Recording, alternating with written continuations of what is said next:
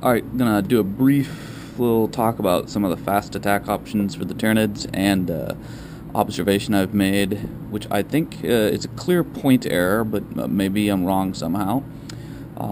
So that's the difference between the Tyranid Shrikes and the Raveners. And you'll notice that Raveners did not get much love this time. So they both cost 90 points, and they're both based on the warrior template. So if you take Tyranid warriors here, their base template sort of is the one that the Ravener and the Shrike is built on, with some modifications. They all cost 90 points. Here's the differences, and here's where I think there's a problem. Shrikes cost 90 points. They have the same stats except for initiative, which is one less than the Raveners. But their leadership is 10, and they're a synapse creature. Shrikes come with a gun, a devourer, and scything talons, and they're jump infantry, so they have the deep strike special rule, and they could move 12 inches in the movement phase. They would take dangerous terrain tests if they land or take off in cover in some sort of terrain. Raveners have 2 pairs of scything talons, and this one's got rending claws too, but base.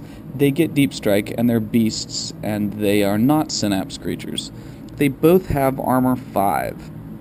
So armor-wise, they're the same. Attack-wise, they both have 3 attacks. Now the Ravener's going to get the bonus attack for the extra scything talons, but the Shrikes could get that if they so wished for free. They would just give up their gun. Raveners can get a gun. It's thorax mounted, so this guy's got the thorax mounted gun. So they can pick that up. They can get Spine Fist Devourers or Death Spitters. Interesting, Shrikes get the basic bioweapons and a bio cannon if one of them wants. So you could put even a Barbed Strangler or a Venom Cannon on the Shrike. Raveners don't get any of the biomorph updates, so they can't get toxin sacs, they can't get adrenal glands, they can't get flesh hooks. So these guys, even though they're beasts and they move 12 inches, they assault into terrain, they're gonna go on initiative 1. You can't give them, you can give them rending claws, but you can't give them toxin sacs, you can't give them the furious charge, you can't give them flesh hooks, so Raveners just got really stomped on here. Shrikes, on the other hand, you could give them furious charge and fleet, you could give them toxin sacs, so poisoned, and you could give them flesh hooks, which are assault grenades. It's odd that these cost the same number of points. So Raveners versus Shrikes, I don't see why anyone would use Raveners over the Shrikes. Maybe there's something I'm missing, but really the Raveners lose out, and the fact that they're not synapse creatures and they're only leadership 6 and have feed means if you don't keep them near a synapse creature, a group of Raveners is going to potentially eat themselves.